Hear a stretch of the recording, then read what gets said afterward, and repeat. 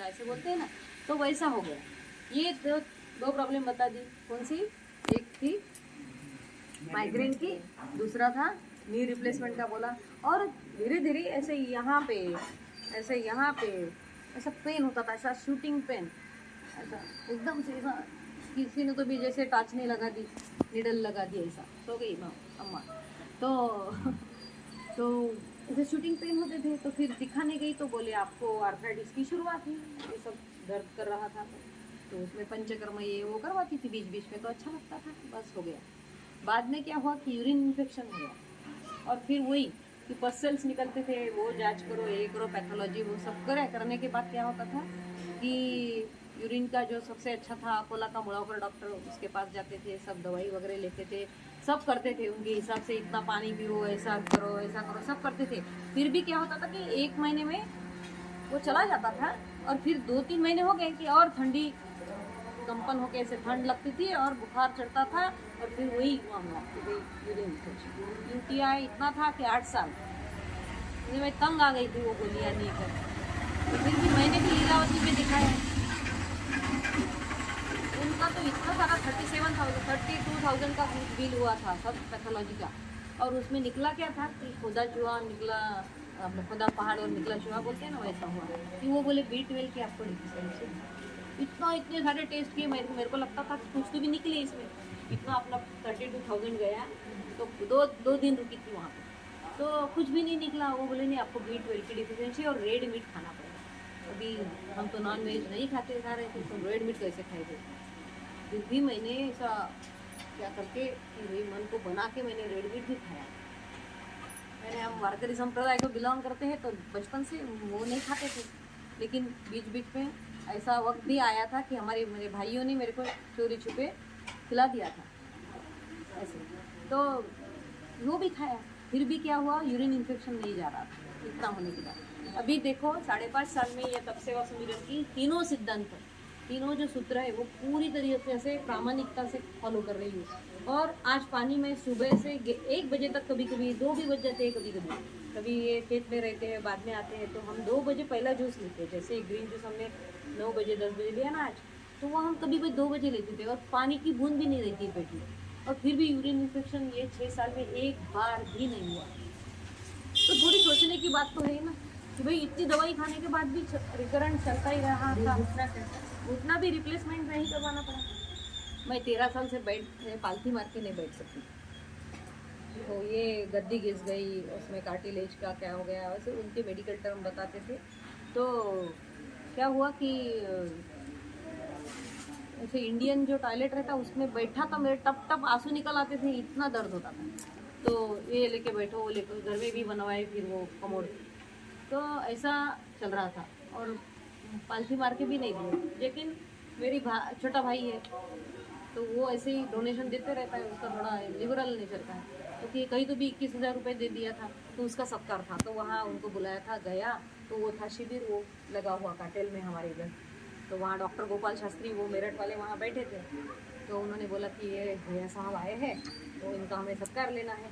Organiser वालों ने बता दिया, तो बोले रुको भैया साहब, आप थोड़ी देर बैठो, आपने दिया है तो देने वाले का तो हम सत्कार ही करते हैं, लेकिन थोड़ा सुनो भी, आपको कुछ जल्दी नहीं है ना सत्कार की। उनका बोलने का जो लहजा था, वो बैठ गया आधा घंटा बैठ गया। तो उसको वो सब बातें इतनी अपीलिंग लगी कि वो उसने मम्मी को, उसके वाइफ को भी बुला लिया दूसरे दिन कि भाई आ जाओ, अच्छी है ये बातें। तो उसने हमको बुलाया था, हमारा पैसा भी भर दिया था, लेकिन हम गए नहीं तब, और वैसे ही बहाना कर दिए कि मेरे को बुखार है वगैरह, क्योंकि ऐसा लगा कि भाई ये उटपटांग कुछ भी करते रहता है, ऐसे कहीं पे भी जाएगा, ये आश्रम में, ये शिविर में बोलेगा कि ये करो। तो मैं बोली यही ऐसा ही है, तो गई नहीं। फिर उसने क्या किया, पूरी वो 22-23 किताबें पूरी लाई, ISS की सीरीज़ की किताबें है तब सेवा सुमिरन की पूरी लाई, क्योंकि मैं उसको मालूम है कि पढ़ने में मेरे को बहुत इंटरेस्ट है। पूरी किताबें लाई, एनिमा पॉट लाया, नीति का पॉट लाया, सब ये पूरा सब थैला भर के, और मेरे यहाँ आया, तू आई नहीं बोले और तूने बहाना बनाया, तो ये पढ़। तो फिर पढ़ना शुरू किया, तो वो भी अपीलिंग लगा, 2 बार पढ़ा, उसके रिलेटेड वीडियोस भी देख डाले। फिर जब पहला शिविर आया शेगांव में, वो था 3 दिन का उपवास का शिविर, तो उसमें चले गए, उनका भी पैसा भर दिया था कांडे साहब। ये भी ऐसे ही कि भाई नहीं, मेरा नहीं जमेगा, 3 दिन तो मैं निकाल ही नहीं सकता। तो मैं बोली ठीक है, एक दिन निकालो। तो बोले एक दिन में नहीं निकाल सकता। तो मैं एक ऐसे आदमी को पूछ भी रही थी कि भैया आपको अगर टिकट आपको निकालना नहीं है तो मैं आपके पैसे भर दूंगी, आप आ जाओ करके, ऐसा मैं पूछ ही रही थी। मैं मन में सोचा था कि इसको पूछूं कि ये पैसे भी रजिस्ट्रेशन के नहीं जाएंगे वेस्ट, किसी को तो भी फायदा होगा। तो उतने में उनकी गाड़ी आ गई और वो उतरे कि मेरा वो जो मिनिस्टर के साथ का प्रोग्राम था वो सब कैंसिल हो गया और मैं भी अभी 2 दिन यहाँ पे हूँ। तो वो भी आ गए। देखो ऐसे योगा योग की बात है। तो आ गए, हम बैठे, हमने उपवास का शिविर किया। तो उनको यहाँ पे थी ऐसी गांठ थी साले साहब ऐसी, यानी सुपारी की जितनी। तो तीसरे दिन वो ऐसे एकदम छोटी हो गई, यानी ऐसे बेर की जितनी हो गई। तो उनको थोड़ा ये लगा कि भाई कैसे क्या हुआ है, सुपारी की जितनी थी, अभी ये छोटा बेर रहता ना ऐसे उतनी हाथ को लगी। तो उन्होंने तीसरे दिन बोला कि किसी को कुछ अनुभव लगता है क्या, बोलना है क्या, किसी का वजन कितना कम हुआ। तो ये भी उठ के बोले कि भाई मेरे को यहाँ थी, उन्होंने दिखाई इतनी थी गांठ और ये 3 दिन का उपवास। तो मैं उपवास को बढ़ाना चाहता हूँ कि अभी तीसरा दिन वो उपवास को तोड़ते हैं फास्टिंग के। तो वो बोलते हैं कि even idiot can fast but how to break fast that is very scientific thing. म्हणजे फास्टिंग का ब्रेकिंग अगर बराबर नहीं होता है तो आदमी चला भी जाता है, इतना सीरियस है वो। ने यस, ऐसे उन्होंने 1-2 उदाहरण भी बताए थे कि एक ने बहुत 3 दिन का फास्टिंग, 4 दिन का फास्टिंग किया, पूरा पानी पे रहे और 5वें दिन उसने खजूर खा लिए, 5-6 खजूर खा लिया और वो चला। ऐसे उदाहरण भी उन्होंने बताए थे कुछ। तो वो बोले कि वो समझ लो पहले, काले साहब उनको बोले कि समझ लो कि फास्टिंग का ब्रेकिंग कैसा करना है, बाद में घर जाके तुम करो कितना उपवास करना चाहते हो। तो ये है हमारे शास्त्रों में भी, आयुर्वेद में तो पहला सूत्र लिखा है लंघनम परम औषधि। लंघन ये सबसे बड़ा औषधि है। तो ये हो गया, ये तो हम अभी भटक रहे हैं। अभी पहले फाउंडेशन तो हमने बना लिया है, कौन सा 5 चीज़ों का, और 5 चीज़ें गलत जगह पे ढूंढ रहे हैं। तो वो कैसे गलत जगह पे ढूंढ रहे हैं वो बाद में देखेंगे। अभी हम देखेंगे कि थोड़ा हिस्ट्री, अभी मेडिकल साइंस की हिस्ट्री कब तक की है। 200-250 साल पहले देखो, अभी 1947 में 23 कॉलेजेस थे, मेडिकल कॉलेज इंडिया भर में, और अभी 543 है पूरा इंडिया में। कितना बढ़ा देखो। और क्या हुआ कि बेड की संख्या भी बहुत बढ़ गई। अभी देखो बेड नहीं मिल रहे थे लोगों को कोरोना में, है ना। तो ये तो स्पेशलाइजेशन कितना बढ़ा कि ये दाएं आँख का अलग डॉक्टर, बाएं आँख का अलग डॉक्टर, ये उंगली का अलग डॉक्टर, थंब का अलग डॉक्टर, ऐसा भी बोले तो कुछ अचरज नहीं। तो इतना स्पेशलाइजेशन बढ़ गया, इतनी दवाएं बढ़ गए, इतना सब बढ़ गया, इतना रिसर्च हुआ, इसके बावजूद भी रोग तो कम होने चाहिए थे। तो रोग तो क्यों नए निकलते जा रहे हैं कि नहीं। देखो अगर डॉक्टर बढ़े तो हेल्थ अच्छी होनी चाहिए थी ना। डॉक्टर बढ़े, हॉस्पिटल्स बढ़े, इतनी दवाई आए, इतने इंजेक्शंस आए, ये सब उपाय आए, इतने स्पेशलाइजेशन आए, हमको ये देख के स्कैनिंग करो, MRI करो, ये करो, तो सब में जाके हमको पता चलता कि ये इसका कॉज है, ये इसका कॉज है, इस पे ये इलाज है। तो रोगियों की संख्या बढ़नी चाहिए कि घटनी चाहिए? ये लॉजिकल क्वेश्चन है, सिंपल क्वेश्चन।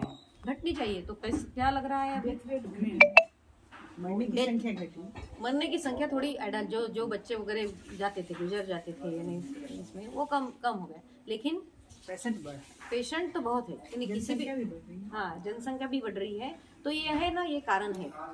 तो ये अपन का एक लॉजिक है सिंपल कि भाई 250 साल पहले तो मेडिकल साइंस का इतना ज़्यादा नहीं, तो लोग अच्छे से जीवित रहे थे, इतना दवाइयों का भी चलन नहीं था, कुछ नहीं था। तो ये जो है इसमें क्या है कि पहले हम जाते हैं हिस्ट्री की तरफ, जैसे कि हम अगर 6000 साल पहले हमारे वेद भी उठा लिए तो उसमें भी हमें देव वैद्य और अश्विनी कुमार की चर्चा आती है, अश्विनी कुमार। और फिर वो समुद्र मंथन की कथा आती है, उन्होंने समुद्र मंथन किया, उसमें से एक डॉक्टर भी निकला था, क्या नाम था उसका, धन्वंतरी, वो भी वो 14 रत्नों में से एक है, तो वो निकला था धन्वंतरी। और फिर आगे बढ़ते हैं तो चरक आता है, चरक के बाद सुश्रुत आते हैं, जिसने पहला सर्जरी किया है पूरे वर्ल्ड में, वो आता है सुश्रुत। और फिर चरक का बेटा बागभट आता है। ये सब ऐसी हिस्ट्री है मेडिकल साइंस की। सब क्या खोज रहे हैं कि भाई आदमी को स्वास्थ्यपूर्ण कैसा रखा, आदमी को स्वस्थ कैसे बनाया जाए, इसकी क्या करेंगे, क्या करेंगे ना, उसका भी करेंगे। आदमी को एक सोल्यूशन आपको जब करना, जैसे आपने फास्टिंग शुरू की, तो पहले तो कुछ एक्सपोजर नहीं है, तो आपने लगातार 3 दिन कर लिया था उसको? हाँ, इतना सर पेन कर रहा था कि ऐसा लग रहा था कि वो जो शास्त्री बोल रहे थे ना, तो इतना इसका गुस्सा आ रहा था, मेरे भेजे में भी कुछ नहीं जा रहा था, वो क्या बोल रहे हैं क्या नहीं, क्योंकि सर इतना फटा जा रहा था। मैं बोली कि मैंने तो कभी ज़िंदगी में फास्टिंग नहीं की थी, मैंने हरतालिका जो व्रत रहता ना, उसको भी मैं फ्रूट्स वगैरह बहुत खाते, ड्राई फ्रूट्स ये थे खा के वो करती थी। मम्मी बोलती भी थी कि भाई इससे शंकर भगवान प्रसन्न होते हैं, ऐसा ऐसा। मैं बोली, जैसा हस्बैंड मिलेगा चलेगा, लेकिन मैं नहीं करूँगी फास्टिंग। मेरा फास्टिंग का बिल्कुल नहीं था। हमारे घर में भी खाने की इतने ज़्यादा शौकीन थे मेरे पिताजी, ये वो कि बहुत खाते थे, ऐसे ये बुला के अच्छी जगह से ऐसे कुछ तो खाने का बहुत था। तो इतना पहले दिन सर फटा जा रहा था। फिर क्या हुआ कि दूसरे दिन वो बोले कि अभी झेल लो, कि मैं बोली कि घर जाके कुछ भी ले लेंगे हम। उन्होंने सिर्फ नींबू साथ पानी दिया था अदरक डाल के, उस दिन गर्म करके 11 बजे, और सुनते बैठे। फिर बोले कि शाम को 7 बजे हमको और खिलाए 1-2 ग्लास, और हम चले गए घर पे। घर पे जाने के बाद ऐसा लगा कि अब कुछ भी खा ले, लेकिन सर तो फटा जा रहा था, लेकिन नींद नहीं आएगी, ये नहीं होगा, खाएंगे नहीं, तो ऐसा पहले का जो अपना नॉलेज रहता है उसके हिसाब से फिर भी नहीं देखेंगे क्या होता है। तो वो बोले ना कि देखना है, क्योंकि खुद सत्य को अगर जानना है बोले तो उसमें उतरना पड़ेगा। जैसे स्विमिंग पे कितनी भी किताबें पढ़ ली, पानी में ही नहीं उतरे, तैरना कैसे सीखेंगे। तो उनका वो कहना था कि भाई आप करो तो जानो, नहीं करेंगे तो नहीं जानेंगे। तो फिर हिम्मत करके उस दिन कुछ फल बिल थे लेकिन खाए नहीं। दूसरे दिन 2-1:30 बजे तक माथा ठनक रहा था इतना कि बस ऐसा गुस्सा भी आ रहा था, और वो उनको कैसे रूडली बिहेव करते हैं तो उसका भी गुस्सा आ रहा था। लेकिन 3 बजे चमत्कार हो गया कि मेरा सरदर्द गायब अचानक से हो गया। दूसरे ने 24 घंटे और फिर 12 घंटे समझो सरदर्द गायब हो गया। तो ये इस वजह से चला गया बिना गोली के। तो वो तो अभी तक 12 साल से गोलियाँ ले रही थी। तो फिर वो शाम को एक किया, फिर दूसरे दिन उन्होंने वो पहले सूप पिलाया 11 बजे, फास्टिंग का सब बोल दिया 1-1.5 घंटे में, और फिर वो सब्जी ऐसे उबाल के सब्जी सब वो दिया।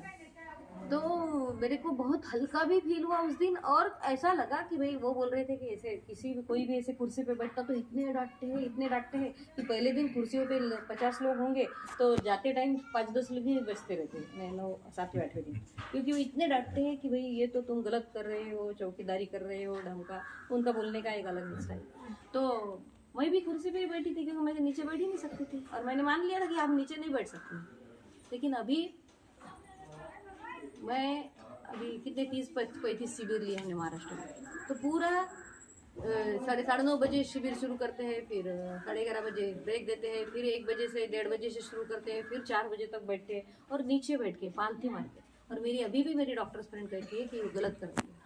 डॉक्टर ने बताया था कि कभी पालथी मार के मुझे भी मना करते हैं। हाँ, तो फिर क्या हुआ कि ये हो गया। तो फिर उन्होंने कहा कि भाई तुमको ये मास्टर की मिल गई, बोले नींद आ रही के दीदी। नींद आ रही है ना, आपको बैठने में आपको लग रहा है ऐसे घूम के हम बैठने में हमको दिक्कत हो रही है। हाँ, तो क्या बोलते हैं कि वो मास्टर की है उपवास। तो बोले हमने उन्होंने प्रश्नोत्तरी का सेशन चल रहा था, तो हमने भी प्रश्न डाल दिया कि मास्टर की कैसे है जरा विस्तार से समझाइए। तो उन्होंने बोल दिया कि ये फास्ट एक्सप्रेस है, इससे ज़्यादा जल्दी रिजल्ट आता है। जैसे आप ये कच्चा खाओ, ये करो, इससे थोड़ा रिजल्ट आएगा, लेकिन थोड़ा देर लगेगी। अगर आपको रिजल्ट चाहिए तो बोले ऐसे फास्टिंग का करो। तो हम एकादशी तो करते थे, लेकिन एक बार उसल वो क्या खाते, साबूदाना की खिचड़ी बना के खाते। तो वो बोले कि नहीं, ये ऐसे करने पड़ेगा, ये नींबू साथ पानी। तो हमने फिर 10वीं एकादशी, यानी एकादशी का पहला दिन 10वीं होता है, तो 10वीं एकादशी ऐसे फास्टिंग करते थे। और वो चला गया था हेडेक, तो हम तो पॉजिटिव हो गए थे कि भाई 13 साल में हमने कितनी बार भगवान से प्रार्थना की थी, भाई हेडेक चला जाए, बाकी तो हमें कुछ नहीं चाहिए जिंदगी से कुछ नहीं चाहिए। क्योंकि जब हेडेक होता है तब मेरा फोकस सभी वो हेडेक पे चला जाता था, और कोई भी बात करने कितना भी इम्पोर्टेंट VIP आए तो भी मैं बात भी नहीं कर सकती थी, इतना हेडेक। तो मेरे को लगता था कि बस ये एक है हमारे दुख का कारण, हेडेक, और ये अगर चला जाए ना भगवान तो बस भगवान का ही काम करूँगी ऐसा। तो फिर बाद में क्या हेडेक चला गया जाता, तो फिर दूसरा आ जाता है, अपना ऐसा ही रहता है आदमी। तो क्या होगा कि 10वीं एकादशी का फास्टिंग रखने लगी, और फिर हर महीने में 2, जैसे एकादशी 2 बार आती है, 15 दिन में 1 बार। तो ऐसे मैंने 1.5 साल तक किया, और मेरे को ही उन्हें मालूम नहीं, क्योंकि वो बोलते हैं कि इतने जल्दी किसी का रिजल्ट नहीं आता है। माइग्रेन नहीं आया। नहीं, माइग्रेन भी नहीं आया, माइग्रेन तो चला गया, ये तो खाना भी ना बदला, ये भी किया उन्होंने जो बताया वो सब, तब सेवा और सुमिरन तीनों भी बातें बोलते हो। सुमिरन भी मेरे मैंने, बेटा को माइग्रेन है, आशी को माइग्रेन है। अच्छा तो सीवियर। सीवियर है, मेरे को भी सीवियर ही था। आदित्य को बहुत सीवियर है। अच्छा उसकी पढ़ाई भी बाधित होती है। अच्छा, तो ये हुआ तो फिर मेरा इतना ये आस्था बढ़ गई वो फास्टिंग में, तो मैंने शुरू किया और फिर 2 दिन ऐसा